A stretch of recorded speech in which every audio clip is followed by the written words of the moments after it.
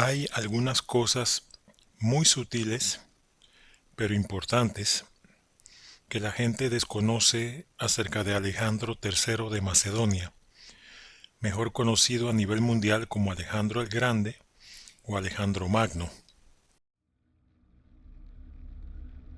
Cuando vas a la universidad, durante la clase de historia, notarás que el profesor evita hablar del imperio griego. La mayor parte del tiempo notarás que salta directamente al imperio romano. Hablará de los césares, del Senado, de la paz romana, del Coliseo, de las legiones romanas, del derecho, etcétera, etcétera.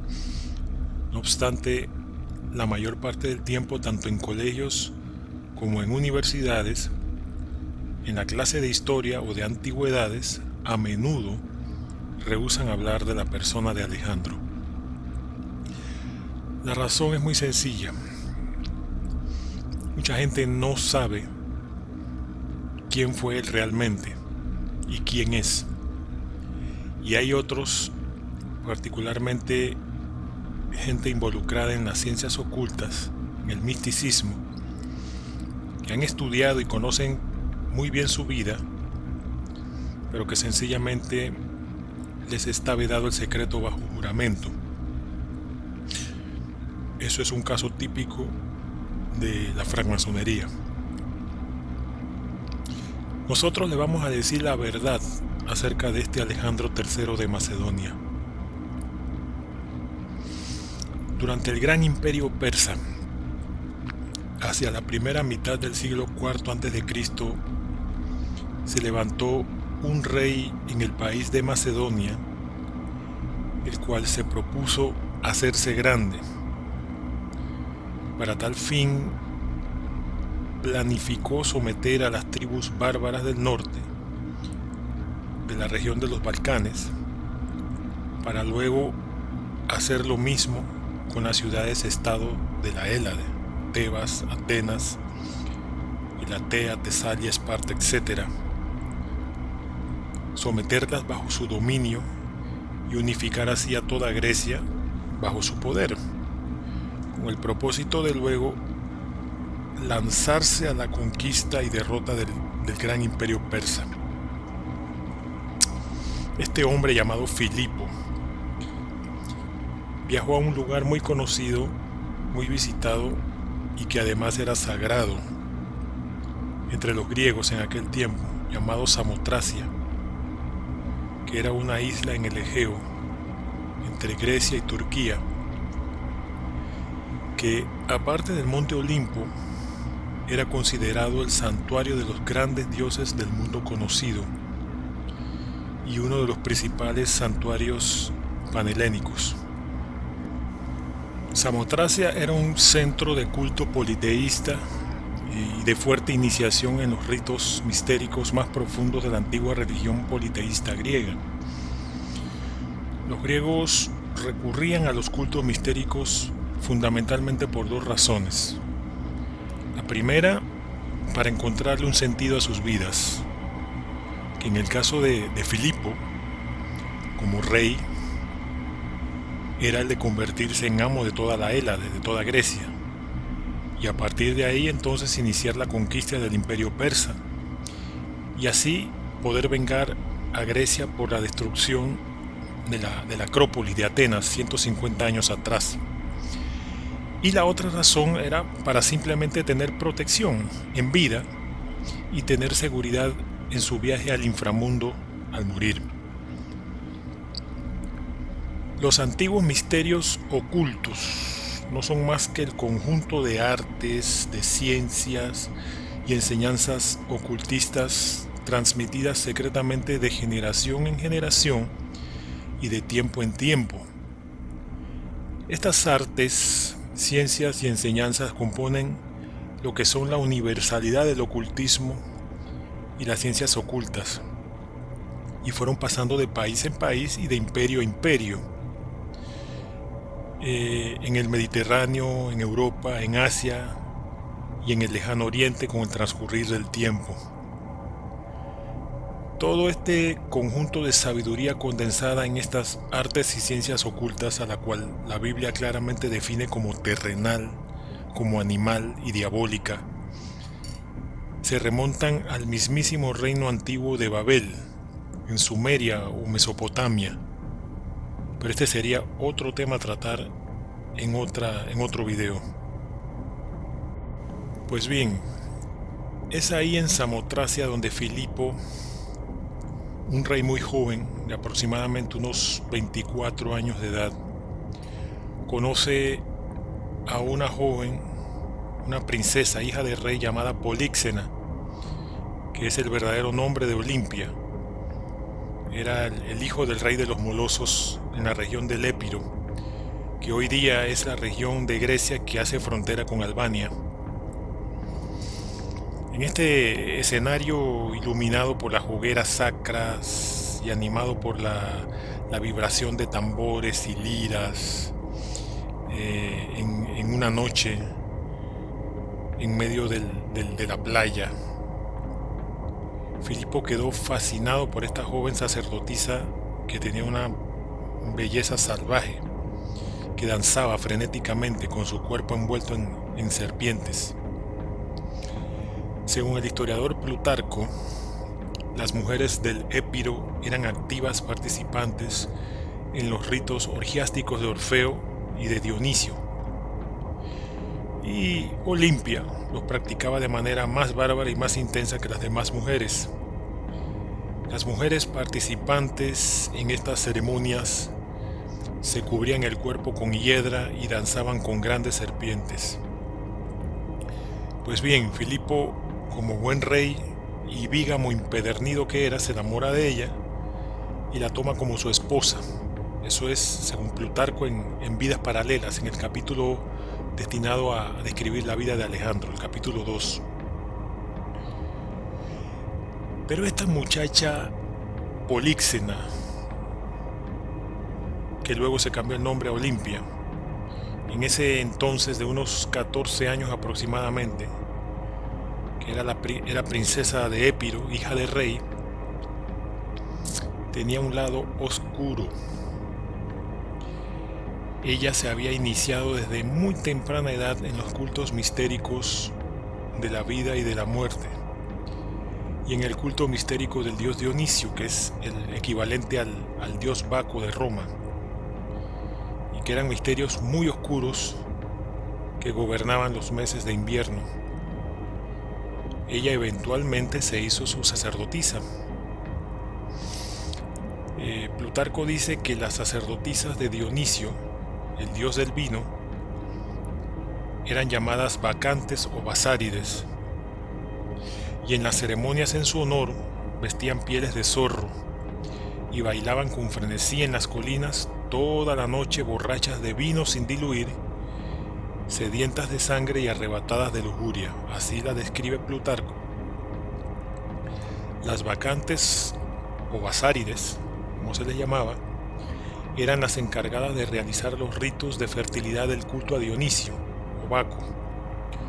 Se encargaban de organizar los rituales conocidos como los misterios báquicos, que eran ceremonias muy secretas en las que los hombres estaban excluidos. Cabe resaltar que nadie que no fuera iniciado en estos ritos paganos podía tener acceso o conocer a fondo la dinámica de estas ceremonias porque eran secretas. Pues Olimpia era una de estas bacantes o basárides. Se decía que en los misterios de Dionisio, el dios del vino, la atmósfera de misterio en la que quedaban envueltas y la intoxicación alcohólica las llevaban a un frenesí extático. Se permitían dosis importantes de violencia en esos cultos, derramamiento de sangre, sexo, autointoxicación y hasta mutilación. No se conoce casi nada de sus ritos secretos, pero lo poco que sabemos, como en todos los cultos politeístas ancestrales del Mediterráneo, es que en ocasiones traían niños y adolescentes a esas orgías sexuales y abusaban de ellos. Y esto no es nada raro, absolutamente. Ya venía siendo practicado en los imperios del Mediterráneo oriental muchos siglos antes, y en el propio Antiguo Testamento de la Biblia se narra cómo los pueblos semíticos que habitaban Canaán antes de la ocupación israelita practicaban orgías y sacrificios de niños a sus dioses. Y en esto es muy importante recalcar, no se equivoquen. Todo culto o religión pagana alrededor del mundo incluye orgías y sacrificios de niños, y estas prácticas son sagradas en el paganismo. Lo fueron y lo son todavía, consideradas sagradas en todo culto o religión pagana alrededor del mundo. Los iniciados en estos ritos abominables se consideraban que quedaban libres de pecado. Las personas que se iniciaban en estas ceremonias creían que se convertirían en mejores personas, más piadosas y más justas, algo así como una especie de camino de salvación mediante las obras. Y así se asegurarían no solo mejor protección en sus viajes por mar, sino también felicidad en la vida después de la muerte. Estas ceremonias eran pactos de iniciación, eran estrictamente secretas y confidenciales, porque según la leyenda, una gran maldición caería a quienes se atrevieran a revelar los detalles del culto. Por lo tanto, las informaciones que nos han llegado sobre estos rituales son mínimas, y el contenido de los mismos en específico casi no se conoce. El historiador Plutarco hasta pide perdón por no poder revelar más informaciones sobre estos misterios. El término griego mysterion se deriva de mistos, que significa guardar silencio.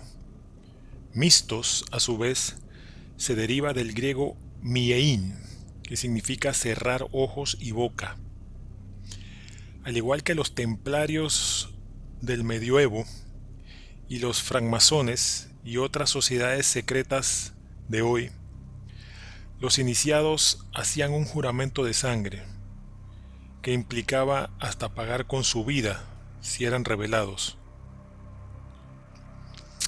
Entonces, las doncellas subían en procesión a montes solitarios y durante días en los que no tenían contacto alguno con hombres, se sumían en un desenfreno de alcohol, de misticismo y de drogas, de alucinógenos. Aunque el ritual consistía en despedazar pequeños animales que posteriormente eran comidos, también existía un alto contenido erótico. Las mujeres se pasaban noches enteras bailando desnudas, excitadas en un éxtasis no solo alcohólico. El fin de esas prácticas era fomentar la fertilidad y las matronas actuaban como sacerdotisas. Entonces nos encontramos en un importante lugar de poder, Samotracia, sede de cultos y ritos sexuales de la fertilidad, en el cual estos dos individuos, Filipo y Olimpia, se conocieron como iniciados en los antiguos misterios y más aún que ambos se consideraban descendientes de dioses. Hablando sin tapujos, ambos, Filipo y Olimpia, pactaron con los principados, con las potestades, con los gobernadores de las tinieblas de este siglo, con las huestes espirituales de maldad en las regiones celestes, como dice San Pablo en Efesios 6:12. Ahora, nosotros los cristianos, de acuerdo al testimonio de la Biblia, tenemos bien claro a través de la doctrina apostólica que aquello que los gentiles o paganos de cualquier cultura o nación sacrifican en ritos ocultos de adoración no es a Dios a quien lo están haciendo, al verdadero Dios. No lo están sacrificando al Dios verdadero, sino a Satanás y a los demonios. Y esto San Pablo se lo recalcó de manera insistente a los ciudadanos de Corinto, que dicho sea de paso eran griegos que habían abrazado la nueva fe del cristianismo. Allá en primera de la carta a los Corintios 10, versículos 19 al 21, Pablo les dijo que aquello que los gentiles sacrifican, a los demonios lo sacrifican y no a Dios. Y les exhortaba que él no quería que se hicieran partícipes con los demonios, que no podían beber de la copa del Señor y de la copa de los demonios, que no podían comer de la mesa del Señor y de la mesa de los demonios. Entonces, estos dos individuos, Filipo de Macedonia y Olimpia de Épiro, se sometieron en función de sus intereses de poder muy particulares al reino de Satanás. En el caso de Filipo, además de las razones que ya mencionamos, para ganar poder político y militar y convertirse en el hegemón de toda Grecia, es decir, en el líder supremo de toda Grecia, para luego lanzarse a la conquista del imperio persa. En el caso de Olimpia, pues,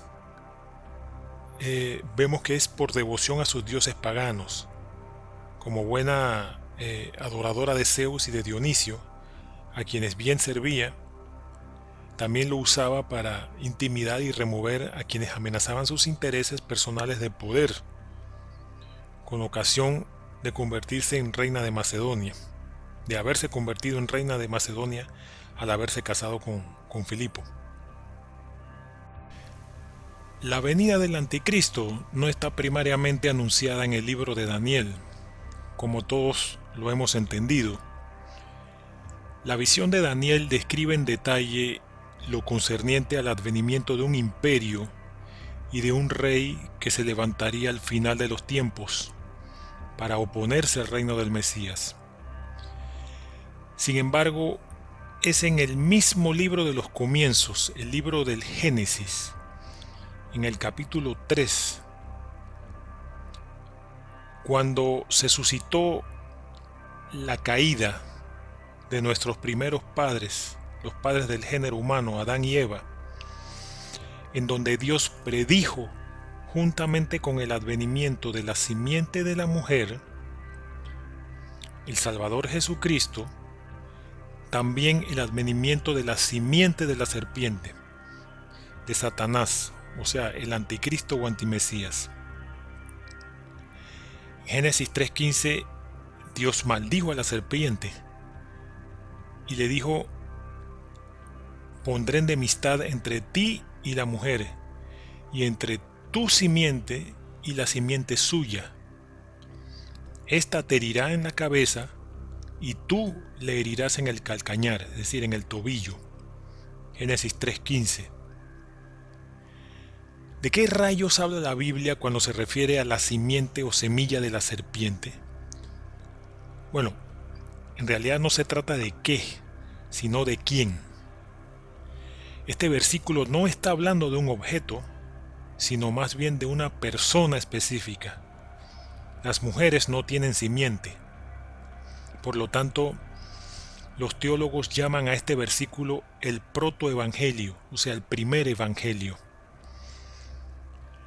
Lo que está indicando esta revelación divina es que Dios, en forma sobrenatural, pondría su semilla incorruptible en la mujer. Pero del mismo modo, la serpiente, Satanás, depositaría su semilla corrupta en otra mujer, generando de esa forma su propia descendencia corrupta. Estas dos semillas, la de Dios y la de Satanás, serían mutuamente antagonistas. Es decir, que Dios predijo que del vientre de una mujer vendría la simiente divina para luz y salvación de todos los hombres, pero que también del vientre de otra mujer vendría la simiente diabólica para juicio y condenación eterna de los hombres. El resultado final de dicha enemistad es claramente anunciado. La semilla de la mujer, es decir, la semilla de Dios, aplastaría la cabeza de la semilla de la serpiente. Satanás es un falsificador. Él ha falsificado todo lo que es de Dios desde un principio. Dios tiene hijos. Ah, perfecto, el diablo también. Dios tiene una semilla. Satanás también la tiene. Los hijos de Dios son legítimos. Los de Satanás son ilegítimos, son bastardos.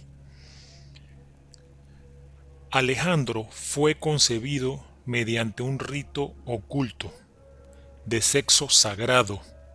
Es decir, él fue concebido a través de magia sexual, en la que se invocó a una deidad, es decir, a un espíritu divino de cooperación, y se invocó su visitación, la visitación e intervención de un íncubo, que no es más que un espíritu demoníaco que se materializó bajo una apariencia física, que puede ser humana o animal.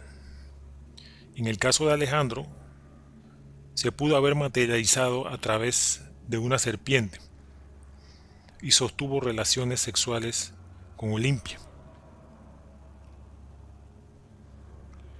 Poco después que ambos se casaron, Políxena u Olimpia, como se le quiera llamar, Plutarco narra que ella tuvo un sueño en el cual era poseída carnalmente por una serpiente, el dios Zeus, y que el hecho resultaba del agrado del dios.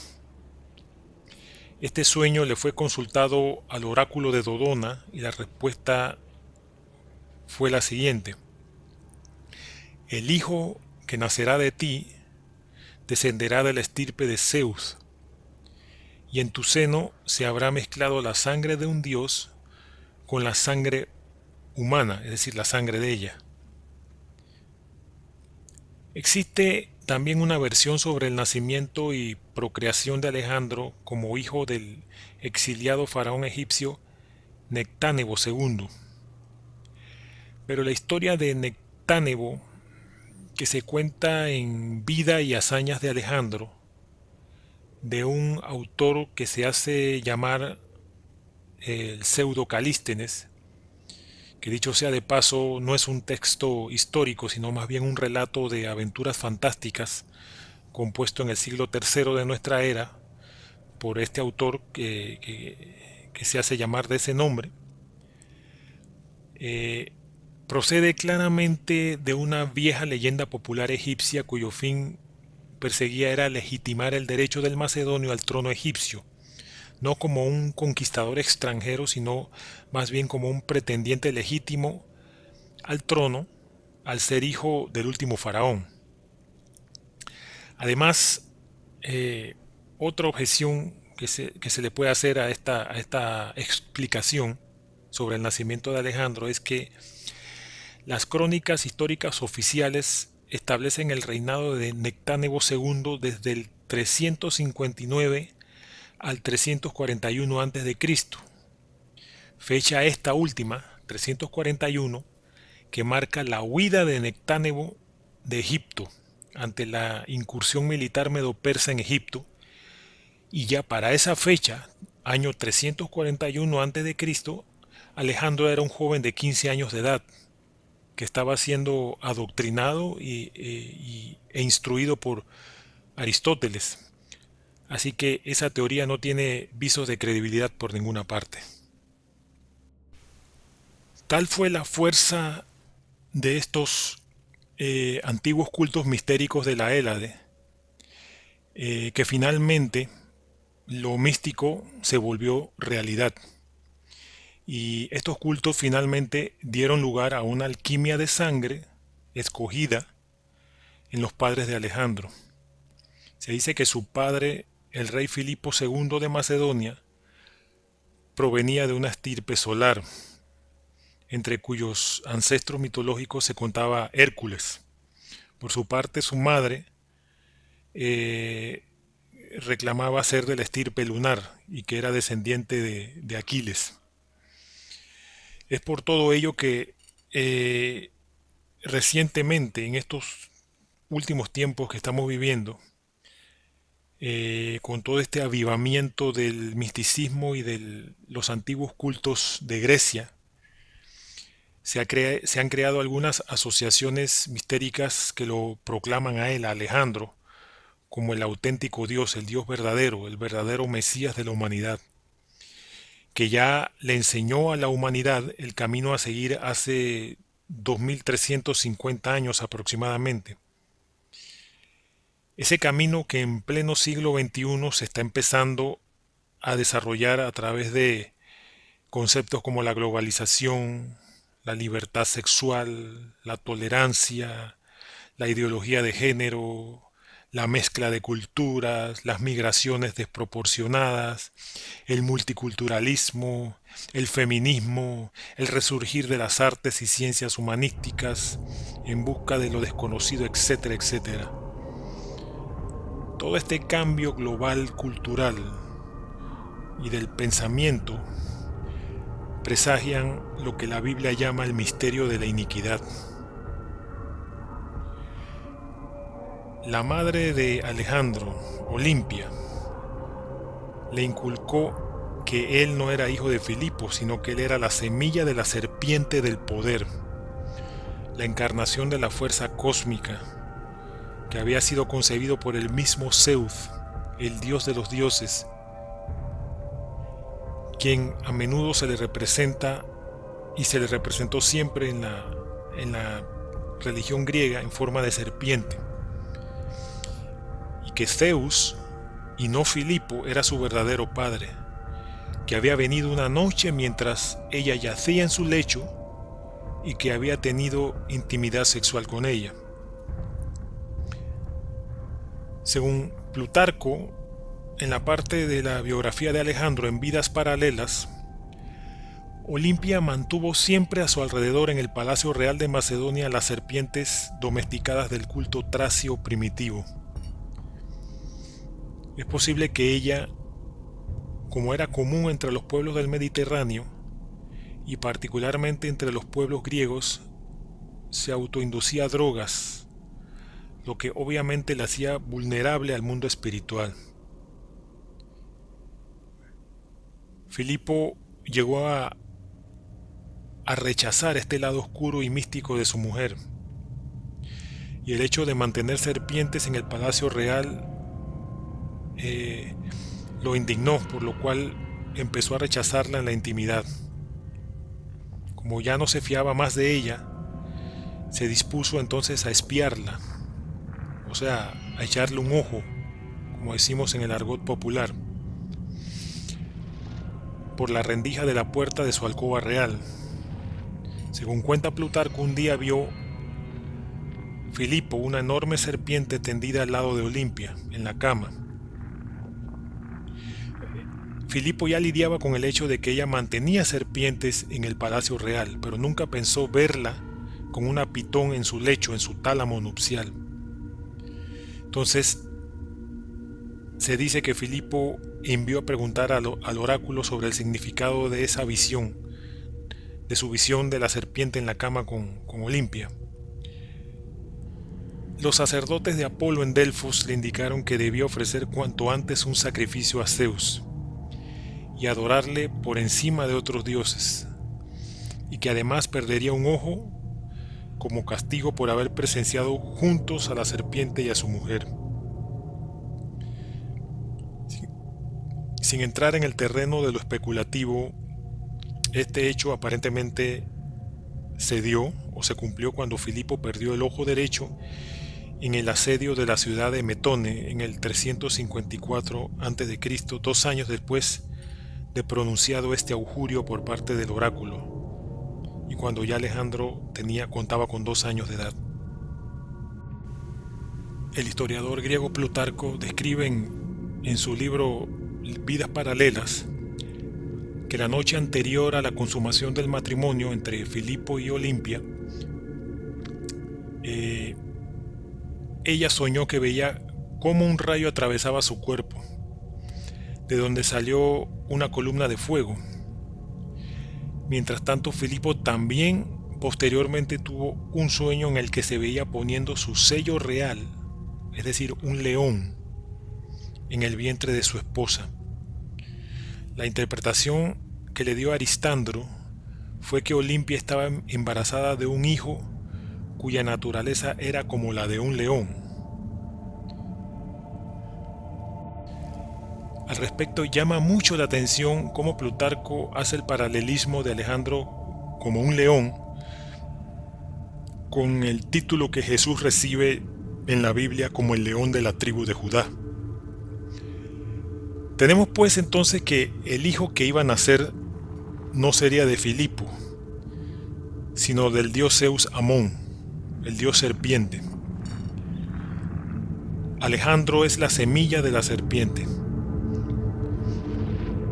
Ptolomeo, uno de los generales de Alejandro, su mejor amigo y futuro gobernante de Egipto, a la muerte de Alejandro,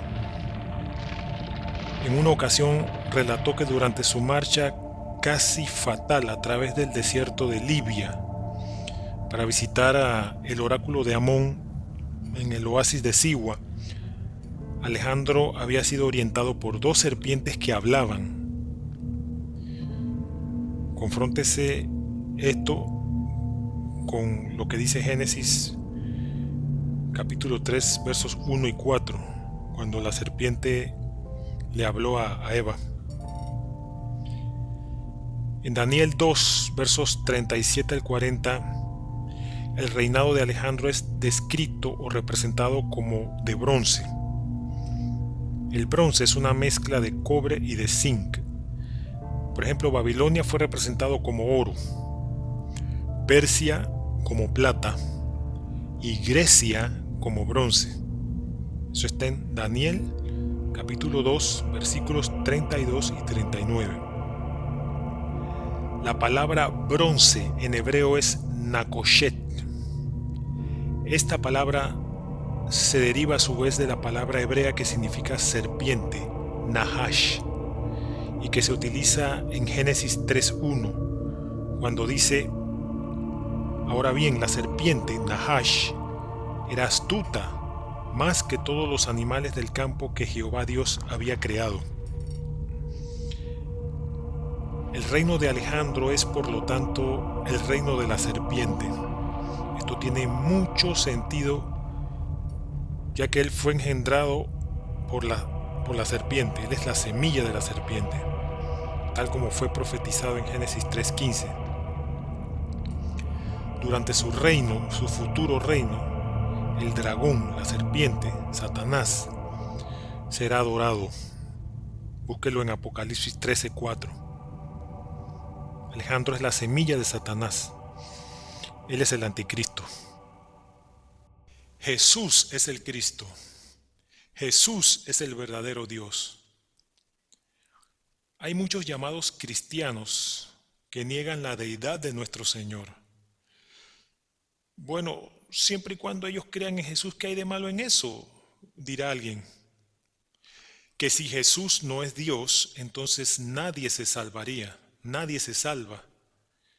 Si Jesús no es Dios, entonces no podría redimir a la humanidad, por la sencilla razón de que no podría unir la naturaleza humana y la naturaleza de Dios en sí mismo, porque es el pecado el que separa al hombre de Dios. Entonces, ¿qué hizo Dios? Tomó una persona que fuera totalmente hombre y tomó a otra persona que fuera totalmente Dios para reunir a ambos, fundir a ambos.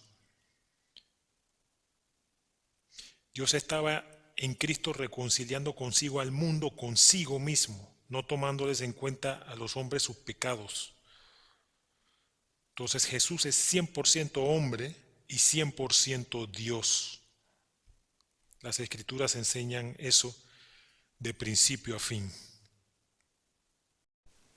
El común denominador que comparten todos estos cultos y religiones falsas es que niegan que Jesús es Dios. El que niega que Jesucristo sea Dios no conoce ni sirve al verdadero Jesús, quien es Dios eterno. Más bien está creyendo en un Jesús inventado por su imaginación limitada, su imaginación contaminada y carnal. Los hombres pecadores dicen que Él no es Dios. Dios el Padre dice que Jesús, el Hijo, es Dios. ¿A quién le vas a creer? ¿A Dios o al hombre pecador, mortal y mentiroso? El Dios que creó el universo, el único, el todopoderoso Dios, quiere vivir en tu corazón. ¿Te gustaría recibirlo ahora? Para cerrar, di con todo tu corazón esta sencilla oración. Cierra tus ojos y di: Jesús, sálvame, ven a mi corazón. Te recibo como Señor y Salvador. Creo que moriste en la cruz por mis pecados y resucitaste. Te entrego todo mi corazón y toda mi vida. Amén.